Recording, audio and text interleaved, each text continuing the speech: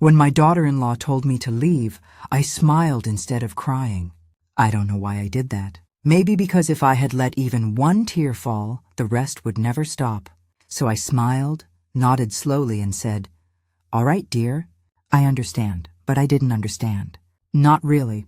I didn't understand how the same girl who once held my hand and called me Mama could look at me as though I was a burden. I didn't understand how my son, my own son, could stand behind her, silent, unable to even meet my eyes. That was the day I realized that love can fade quietly, without a sound, without a goodbye. It wasn't always like that. There was a time when our home was full of laughter, when Sunday mornings smelled of pancakes and coffee, and my son's voice echoed down the hall as he teased me for making the coffee too strong. I still remember his smile, wide, boyish, full of mischief. He used to tell me, "Mom, you make the best coffee in the world."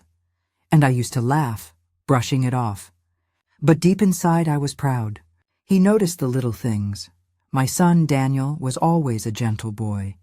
He was quiet, thoughtful, never one to raise his voice. After his father passed away when Daniel was 19, it was just the two of us. We leaned on each other in ways I can't even explain. He would sit beside me on the porch at night just watching the stars. Sometimes we wouldn't even talk. We didn't need to. I thought we would always be like that. A mother and son who understood each other without words. But life has a way of shifting quietly, like the slow turn of a tide. You don't notice it at first. You just wake up one day and realize everything's changed. When Daniel met Emily, I was genuinely happy for him. She was bright, charming, and so polite the first time she came over. She brought me a small basket of muffins, banana and walnut, and said, "I made these myself." I liked her instantly. She was the kind of woman who looked you in the eye when she spoke, the kind who smiled with her whole face. I remember thinking, my son is lucky. I remember telling my friends at church, "Oh, Daniel's found someone wonderful. She's kind, she's respectful, and she makes him happy." And she did. At least in the beginning, the wedding was small and beautiful. Daniel wanted something simple, just family, close friends, and a few flowers. I wore a pale blue dress and couldn't stop crying during the vows. When Emily walked down the aisle, I whispered to myself, "This is the woman who will take care of my son." I felt peace that day, real peace. For the first few years, things were good. They lived nearby, and Emily would call me often. Sometimes she asked for recipes, my chicken stew, my apple pie, my secret for soft bread. She'd say, "Mom, Daniel says he misses your cooking." And I'd laugh and say, "Then come over, both of you. I'll make a big pot." They came often in those days. The house felt alive again. On birthdays and holidays, we'd sit around the same old dining table, the one Daniel helped me paint when he was 16. Emily would bring flowers for the table. She always knew how to make things look pretty. Sometimes she'd take my hand and say, "Mom, thank you for raising such a good man." Those words meant the world to me. But little by little, the calls stopped coming so often. The visits became less frequent. I told myself they were just busy. Jobs, bills, life. That's what happens when young people start building their own world. I understood. Or at least I thought I did. One day, I called Daniel to ask if they'd be joining me for dinner that weekend. He hesitated. "Mom, we're kind of tired this week.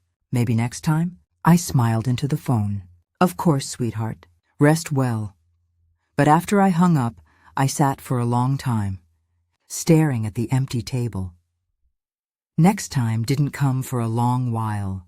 Months went by, and I found myself waiting for a call, a visit, even a short message.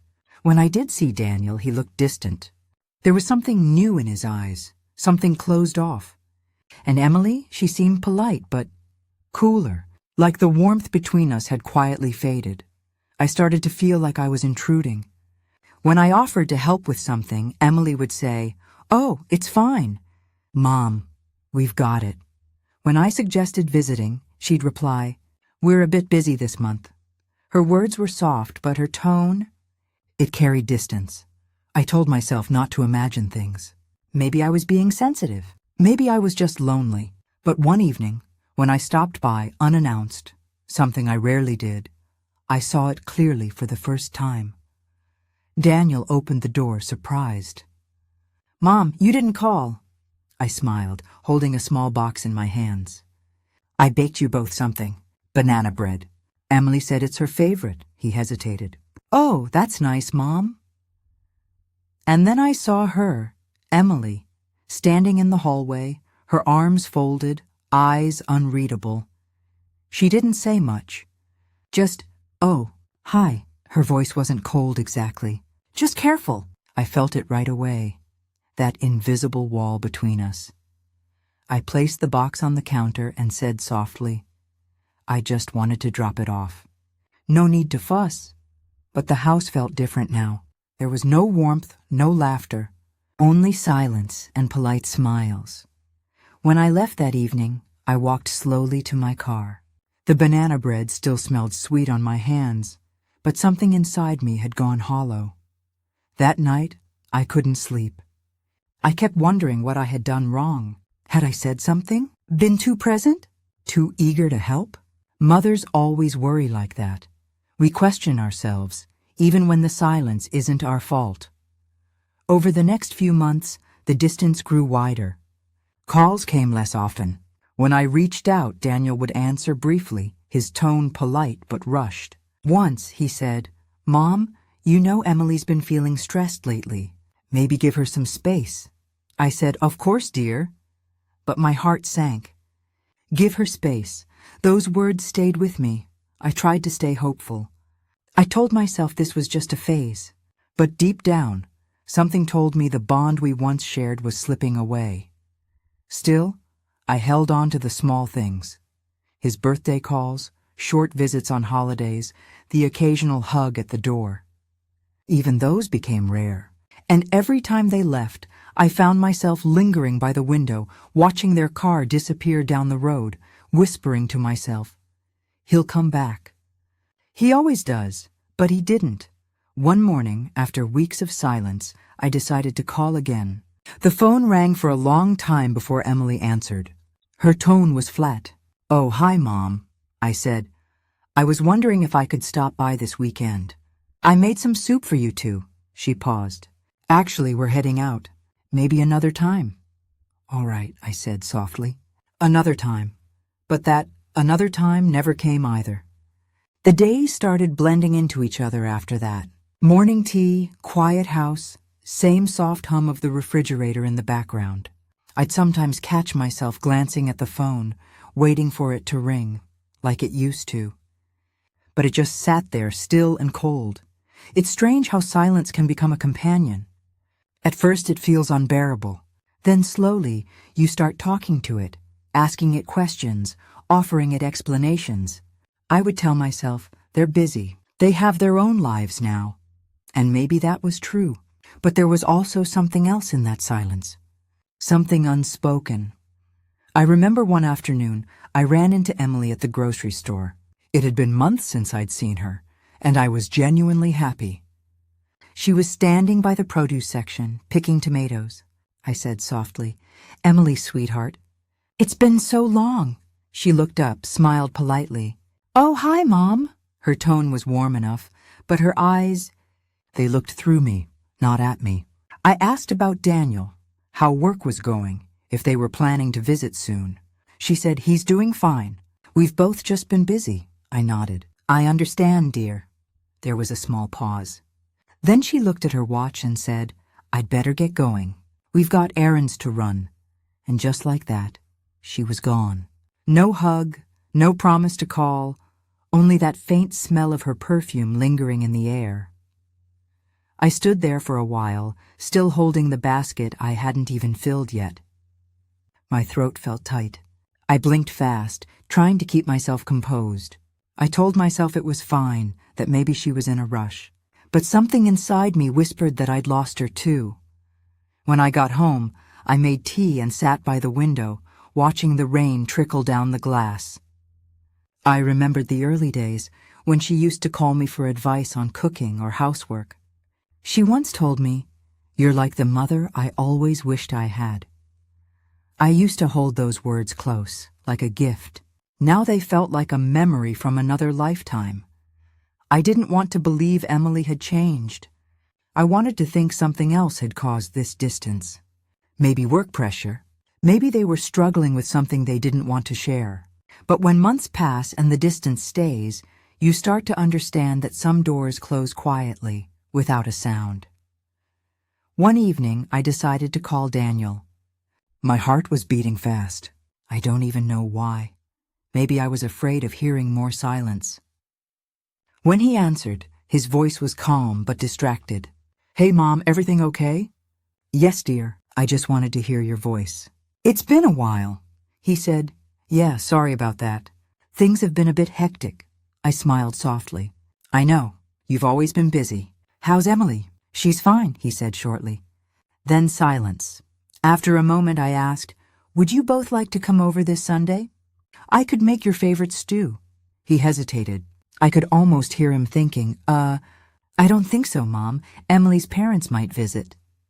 "Oh," I said quietly. "Of course. That's nice." We talked for another minute, about the weather, his work, nothing important. When he hung up, I sat still for a long time, phone pressed to my chest. It felt like hugging a memory. A few weeks later, I got sick with the flu. It wasn't serious, but when you live alone, even small illnesses feel heavier.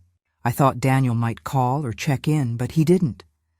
I didn't want to bother them, so I just wrapped myself in a blanket and waited for it to pass. On the third day, my neighbor, Mrs. Green, brought me some soup. She said, "You should tell your son to come help out. You shouldn't be alone like this." I smiled faintly. "He's busy, dear," she frowned. "Busy or not, a son should check on his mother." I didn't answer. I didn't want to talk about it anymore. When I finally felt better, I decided to visit Daniel and Emily, not unannounced this time. I called ahead and asked if I could stop by to drop off some things I'd knitted for the winter. Emily said, "Sure, but maybe just for a few minutes. We've got plans later." Her tone was polite but firm. I said, "Of course, dear, just a short visit." When I arrived, she opened the door but didn't invite me in right away.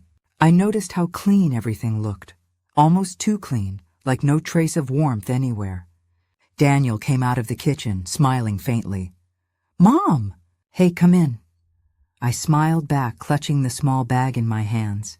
"I made some scarves for both of you. Winter's coming soon." Emily nodded, taking the bag.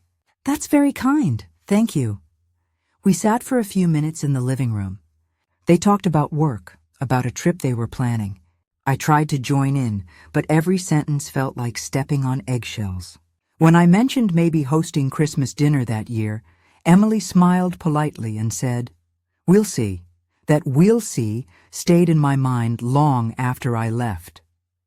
It was the kind of phrase people use when they've already made up their minds. As I walked to my car, I noticed something else. The air around their home didn't feel like my son's home anymore. It felt distant, like I was just a visitor who'd overstayed her welcome. Weeks passed, then months. I kept myself busy, gardening, volunteering at church, joining a small reading group. I told myself that people change, that maybe Daniel and Emily just needed space. But deep down, I couldn't stop missing him. One evening, I got a call from Daniel. My heart leapt. I smiled as I answered, "Daniel, it's so good to hear from you." His tone was quiet. "Mom, I wanted to talk about something." "Of course, dear." "What is it?" He hesitated. "Emily's been feeling a bit uncomfortable lately. She thinks you've been stopping by too often." I froze.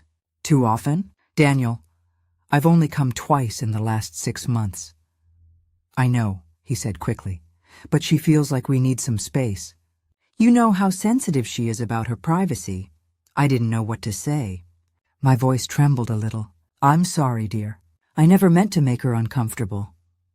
"I know, Mom," he said softly. "I just wanted to let you know. Maybe give it a little time, okay?" After he hung up, I sat in the dark for a long while. That was the first time I realized something had truly shifted. It wasn't just distance anymore. It was rejection. I lay awake that night, thinking about when Daniel was little. He used to come home from school with scraped knees, and I'd clean his wounds while he winced. Once he looked up at me and said, "Mom, even if I grow up and move far away, I'll always take care of you." I remember laughing, brushing his hair aside. "That's what all sons say." And he said, "No, really. You'll see." Now, all these years later, I sat alone, wondering where that promise had gone. The next morning, I couldn't eat. My chest felt heavy. I wasn't angry, just sad, deeply sad. I knew Emily had changed something in him, slowly, gently, almost invisibly. She hadn't shouted, hadn't fought. She just pulled him further and further away. Still, I didn't want to blame her completely. Maybe I had been too present. Maybe I hadn't given them enough room to breathe. I kept asking myself, what could I have done differently? One Sunday after church, I decided to write a letter. It wasn't long, just a few pages. I told Daniel how much I loved him, how proud I was of him, and how I missed hearing his voice. I didn't mention Emily. I didn't want it to sound like a complaint. I just wrote what was in my heart. I mailed it the next day. Weeks went by. No reply. One morning, I saw their car parked near my house. My heart jumped. I rushed to the door, thinking maybe they'd come to visit. But when I opened it, they were already walking away, leaving a small box by the doorstep. Inside were some of Daniel's old things I'd kept for him. Books, photos, a jacket he used to wear. There was a note inside. It said, "Mom, Emily and I thought you might want these. Hope you're well, that's all." No love, no warmth, just those plain words. I sat on the steps, holding that note, my hands trembling. And that's when I understood. I wasn't just being given space. I was being pushed out. It took me a long time to accept what that box really meant. At first, I told myself it was nothing. Just a gesture, a bit of tidying up, a way for Daniel and Emily to organize things. But late at night, when the house was quiet, and the only sound was the old clock ticking in the living room, I saw the truth for what it was. They weren't just cleaning up. They were clearing me out of their lives, piece by piece. Still, I couldn't bring myself to be angry. You see, when you love someone that deeply, especially your child, anger feels wrong. Even when they hurt you, you keep searching for reasons to understand them. I thought, maybe she misunderstood me. Maybe he's just trying to keep peace in his home. So I waited. I waited for some sign, a message, a call, a visit. Something to tell me that what I felt wasn't real, that I'd imagined the distance. But weeks turned to months, and all I got was silence. One afternoon, I decided to visit again. Not to intrude, just to see his face, to remind him that I was still here. I baked apple pie, his favorite since he was a boy. I wrapped it carefully, placed it in a basket, and drove to their house with my heart pounding the whole way. When I pulled up, their car was in the driveway. I took a deep breath, stepped out, and walked to the door. I could hear laughter from inside, faint but clear. For a moment I smiled. Maybe things are okay after all. I knocked gently. The laughter stopped. After a few seconds, the door opened. Emily stood there, her expression flat. "Oh, hi, Mom," she said softly, glancing behind her. I smiled, holding up the basket. "I made some pie. I thought I'd drop by just for a little visit." She didn't answer right away. Then she sighed, just a tiny sound. "Now's really not a good time." Her tone was calm, but it pierced through me. I hesitated. "I won't stay long, dear. I just wanted to see Daniel." She looked back into the living room. "He's busy right now." "We have company," my smile faltered. "Oh, I see." I looked past her shoulder, and for just a second I saw him, Daniel, sitting at the table with another couple, laughing. His laughter stopped when he saw me. He stood up and walked toward the door. "Mom, you should have called first." His voice wasn't angry, but it wasn't kind either. I swallowed hard. I just wanted to drop this off, sweetheart. Your favorite pie. He looked at Emily, then back at me. There was a pause long enough to hurt. Then he said, "Thanks, Mom. But next time, just call, okay? It's easier that way." Something inside me sank. I nodded. "Of course. I'm sorry, dear." I handed him the basket. He took it, smiled faintly, and said, "We'll call you soon, okay?" Then he closed the door. The sound of that door closing stayed with me. It wasn't loud. It didn't slam, but it echoed, deep and final. I walked back to my car slowly, feeling smaller with every step. The pie had gone cold by the time I reached home, and I sat staring at my hands, still smelling of cinnamon and butter. That night, I cried, quietly, like a child who doesn't want anyone to hear. It wasn't just sadness. It was disbelief. How could love turn into this quiet cruelty? A few weeks later, I heard from a neighbor that Daniel and Emily were moving to another city. No one had told me. I called Daniel right away. My hands were shaking so much that I almost dropped the phone. He answered after a few rings. "Hey, Mom, is it true?" I asked. My voice trembled. "Are you moving?" He hesitated.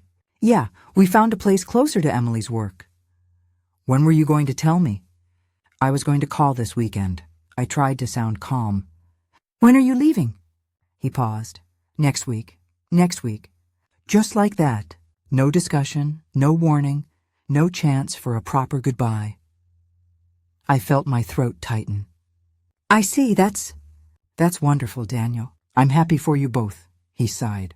"Mom, please don't take it the wrong way. It's just easier for us to start fresh somewhere new. Start fresh." The word stung. I wanted to ask, fresh from what? From me? But I couldn't bring myself to say it. Instead, I said softly, "Of course, dear. You know I'll always wish you the best." We hung up after a few more polite words. And that was it. No invitation to help pack, no request to visit before they left. Just silence. The morning they moved, I stood by the window and watched the street, though I knew they wouldn't be driving past my house. Still, I waited. It's something mothers do. We wait even when we know they're not coming. After they left, the house felt emptier than ever.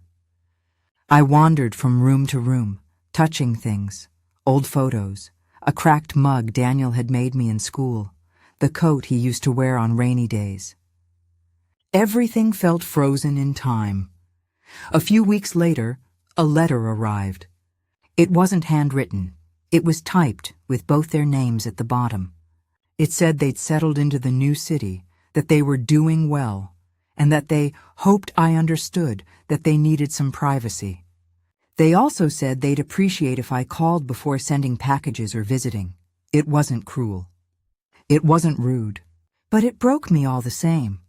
I sat there, reading it over and over, the words blurring through tears. I whispered, "I understand." But I didn't. I didn't understand at all. The next few months passed quietly. I tried to keep busy. I joined a local community group. I started baking for church events. I even picked up painting again. But no matter what I did, there was always this ache beneath it all, the kind that doesn't go away with time. Sometimes I'd dream of Daniel.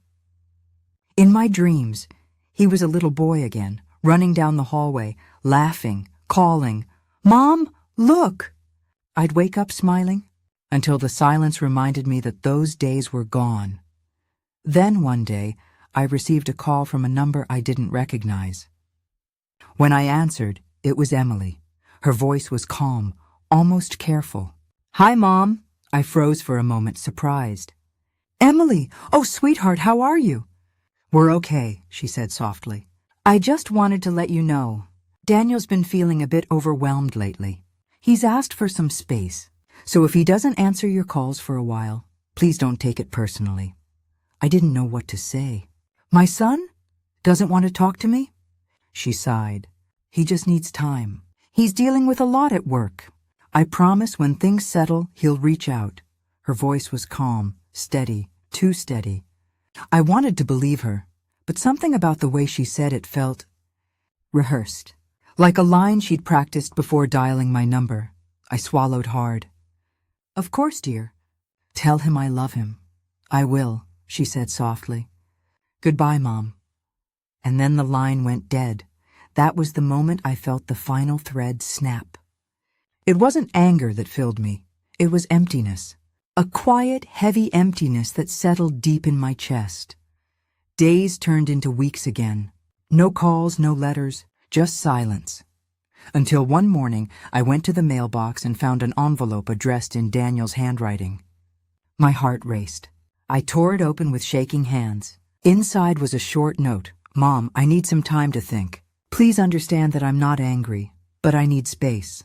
I'll reach out when I'm ready," that was all. No love, no warmth, just that. I sat there on the porch, the letter trembling in my hands. And for the first time, I whispered aloud what I'd been too afraid to say for months. "She's turned him against me." The words sounded strange, even cruel, coming from my lips. But I knew deep down that they were true. After that letter, something inside me went still. Not broken exactly, just still. Like a pond after the wind has stopped blowing. You can't tell if the silence is peace or emptiness. For a few days, I didn't move much. I went through my usual motions, morning tea, watering the plants, feeding the stray cat that sometimes wandered into the yard. But everything felt muted, as if the world had turned down its own volume. I didn't blame Daniel. I couldn't. He was my son, the little boy who used to bring me wildflowers from the yard, the young man who promised he'd always look after me. I still saw that boy somewhere behind his grown-up face, but I knew he was gone for now, lost in a world that didn't have room for me anymore. Days passed into weeks, and slowly I learned to live with the quiet. I stopped checking my phone every hour.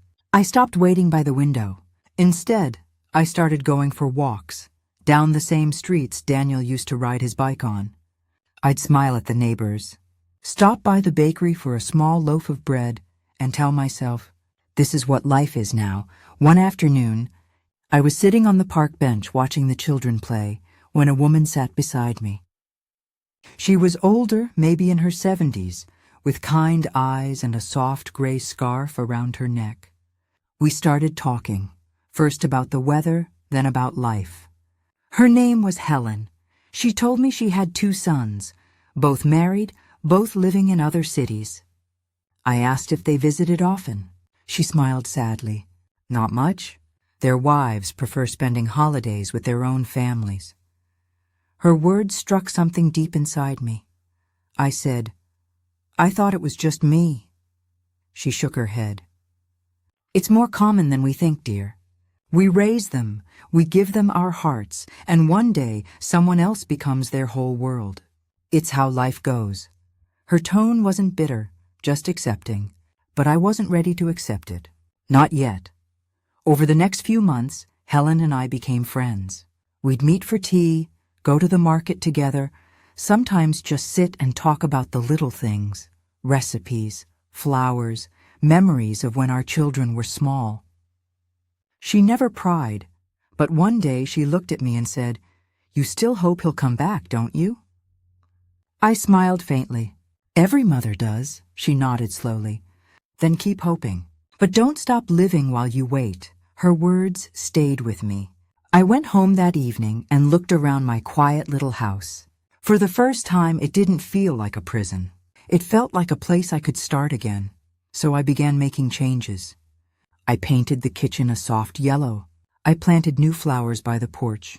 I even joined a small group at church that cooked meals for the elderly who lived alone. At first, I did it to fill my time. But slowly, it began to fill something deeper. The empty space in my heart. One afternoon, while sorting old boxes in the attic, I found a photograph, Daniel at age 10, holding a fishing rod, grinning with pride. His hair was messy, his cheeks flushed with sunlight. I ran my fingers over his face and whispered, "You're still my boy."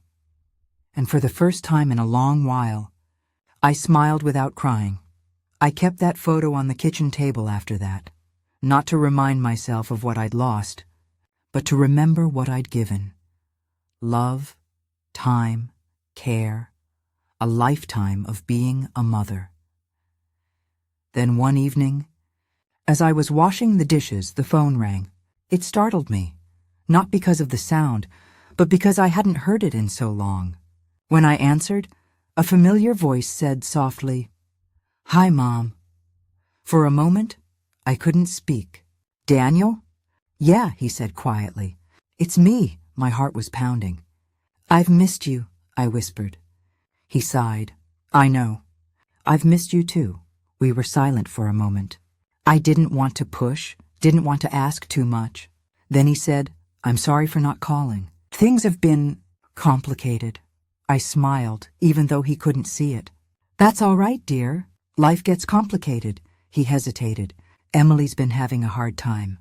She thought some space would help us." Maybe she was wrong. I didn't know what to say. So I said the only thing that felt true. "I never wanted to come between you two. I just wanted to be your mother." He was quiet for a while.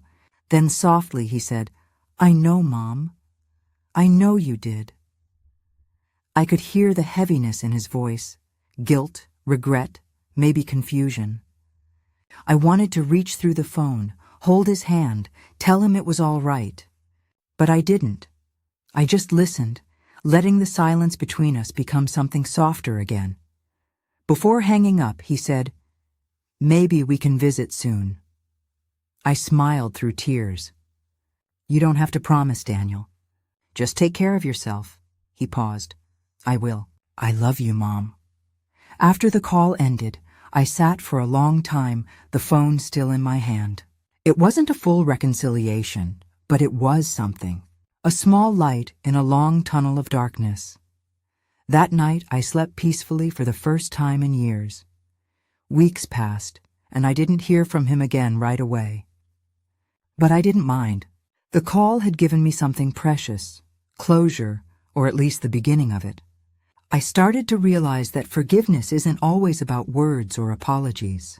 Sometimes it's about letting go of the story you've been holding on to. The one where you're the victim. The one where someone else is to blame. I stopped blaming Emily. I began to see her not as the woman who took my son away, but as someone who was trying, maybe too hard, to protect the little world she was building. She was young, uncertain, maybe even afraid. And sometimes when people are afraid, they push others away before they can be hurt themselves. So I prayed for her. I prayed for Daniel. And I prayed for peace. Not the kind that comes from having everything back, but the kind that lets you breathe again. One morning, I woke up to the sound of birds outside the window and realized something simple but powerful. I was okay. Not completely healed, not entirely whole, but okay, and that was enough. Time has a way of softening even the deepest ache. It doesn't erase it completely. It just smooths the edges, the way water shapes a stone over years of quiet touch. I think that's what happened to me. The sharpness of the hurt faded. The emptiness became quieter, and slowly, almost without noticing, I began to live again. It started with small things. I began planting flowers in the garden. Bright marigolds, pink petunias, little lavender bushes that perfumed the air at dusk. I started baking again. Not because I hoped Daniel and Emily would visit, but simply because I liked the smell of warm bread in the house. I'd open the windows, let the breeze carry that scent into the yard, and smile at the thought that someone passing by might catch it and feel comforted. Some evenings, I'd sit on the porch with a cup of tea and think about Daniel, not with pain anymore, but with quiet gratitude. I'd whisper, "I hope you're happy, my boy." And I meant it. One Saturday morning, nearly a year after that phone call, I heard a knock at the door. I wasn't expecting anyone. When I opened it, there they were, Daniel and Emily standing side by side. For a second, I just stared. Emily was holding a small bouquet of white lilies. Daniel looked older, calmer, his eyes softer than I remembered. "Hi, Mom," he said quietly. My heart trembled. Daniel! Oh, my dear. Before I could say anything else, he stepped forward and hugged me. It wasn't a quick or hesitant hug. It was full, real, the kind that says I'm sorry without needing words. Emily smiled shyly and said, We were in town and thought we'd stop by. If that's okay. I felt tears fill my eyes. Of course, dear. You're always welcome here. I invited them in. The house suddenly felt alive again. Voices, footsteps, laughter, the sound of the kettle whistling. For a while, we talked about small things. Their new home, Daniel's job, how they'd adopted a rescue dog. I listened, smiling, soaking in every word like sunlight after a long winter. After lunch, while Daniel was helping me wash the dishes, Emily lingered by the kitchen door.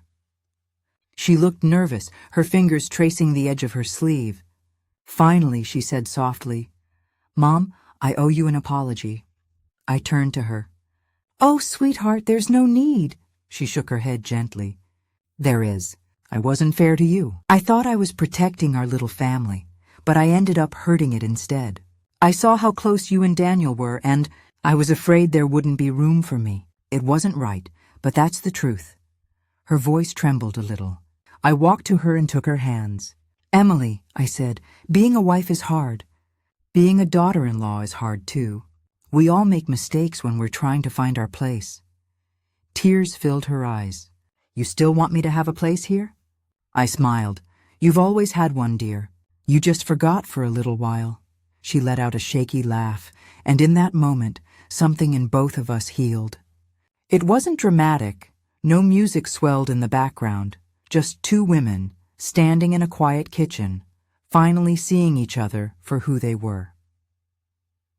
That evening, Daniel helped me bring out the old photo albums. We sat together, turning the pages, birthdays, vacations, Christmas mornings from long ago. Emily laughed softly at Daniel's childhood haircut. You look like a little mushroom, she teased. He grinned. Mom used to bowl cut my hair herself. We all laughed, and the sound filled the house like a prayer answered. As they were leaving that night, Daniel hugged me again. He whispered, I'm sorry, Mom. I should have stood up for you. I brushed his hair back the way I used to when he was small. You don't need to apologize, my love. Life teaches us all in its own time. After they left, I stood at the window, watching their car fade down the road. But this time I didn't feel the familiar ache. I felt peace. In the months that followed, we found a new rhythm. Not the same as before, but something gentler, steadier. They'd call every week, sometimes visit on weekends. Emily would bring flowers from her garden, and Daniel would fix little things around the house. It wasn't perfect, nothing ever is, but it was real. And that was enough for me. Sometimes people ask me if I've forgiven them, for the silence, the distance, the hurt. And I always say yes, not because they earned it, but because I needed to. Holding on to pain doesn't keep you safe. It just keeps you stuck. Forgiveness, I learned, isn't about forgetting what happened. It's about remembering it with softer eyes. It's about saying, yes, that hurt me, but it no longer owns me. Now, when I think about that season of my life, I see it differently. It wasn't a story of betrayal anymore. It was a story of growth, theirs and mine. It was a story about learning to love without expecting it to look the same forever. Because love changes. It stretches, bends, sometimes even breaks. But if it's real, it finds its way back in some new shape. Some evenings, I still sit on the porch with my tea, listening to the wind through the trees. The world feels quiet, but not empty. Somewhere out there, my son is happy. And that's all I ever wanted. When the sun sets and the air turns cool, I whisper a small prayer.